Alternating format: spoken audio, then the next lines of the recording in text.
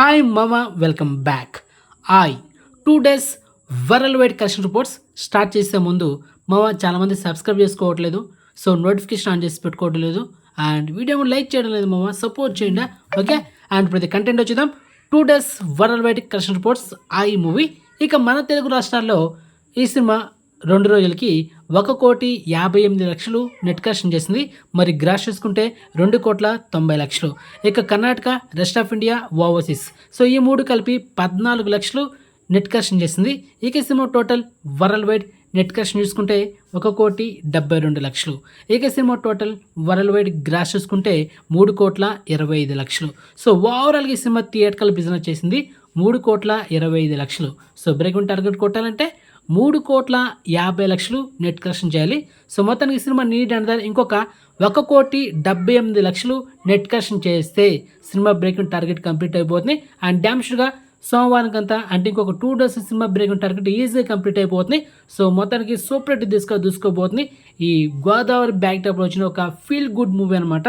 So మంచి family entertainer, comedy and friendship గురించి.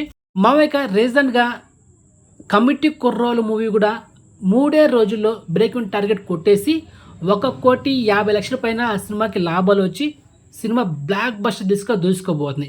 మనం ఇక్కడ హైలైట్ ఏంటంటే, సో రీసెంట్గా రిలీజ్ అయిన చాలా చిన్న సినిమాలు హిట్ అవుతున్నాయి, బ్లాక్ బస్టర్ అవుతున్నాయి, సూపర్ హిట్ అవుతున్నాయి.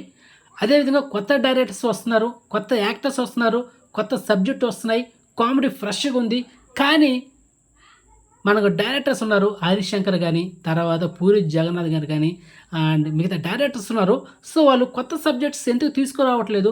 వీళ్ళు మళ్ళీ అదే రొటీన్ మాస్ మసాలా మూవీస్ చేసిన సినిమాలు మళ్ళీ తిప్పి మళ్ళీ చూపించడం మనకు. సో దానివల్ల బడ్జెట్ పెరిగిపోవడం, సో దానివల్ల ఎఫెక్ట్ సినిమాకి పడడం, ప్రొడ్యూసర్స్కి నష్టాలు. ఎందుకు డిఫరెంట్గా కాన్సెప్ట్ తీసుకువచ్చి డిఫరెంట్ అటెంప్ట్ చేయొచ్చు కదా. సో ఇదైతే నా సజెషన్ అనమాట మన టాలీవుడ్ డైరెక్టర్స్కి. సో కొత్త డైరెక్టర్స్ మాత్రం వాళ్ళ హవా అయితే చూపిస్తున్నారు. అండ్ ఇక రాబోయే కాలంలో ఇంకా చిన్న సినిమాల హవా అయితే ఉండబోతుంది, అది మ్యాటర్. సో మొత్తానికి కమిటీ కుర్రోలు, ఈ 2 సినిమాలు థియేటర్లో చూడాల్సిన ఒక ఫుల్ లెంత్ కామెడీ. కమిటీ కుర్రోలు మాత్రం మంచి డెప్త్ ఉంటుంది ఫ్రెండ్షిప్ గురించి అండ్ క్యాస్ట్ గురించి.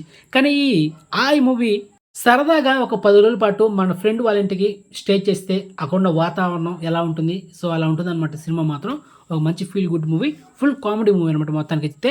సో మొత్తానికి ఇన్ఫర్మేషన్ మీకు నచ్చితే కనుక వీడియోని లైక్ చేయండి, వీడియోని షేర్ చేయండి, ఛానల్ సబ్స్క్రైబ్ చేసుకోండి అండ్ నోటిఫికేషన్ ఆన్ చేసి పెట్టుకోండి. సో నెక్స్ట్ మంచి ఇన్ఫర్మేషన్తో మళ్ళీ మేము ఉంటాము. బాయ్.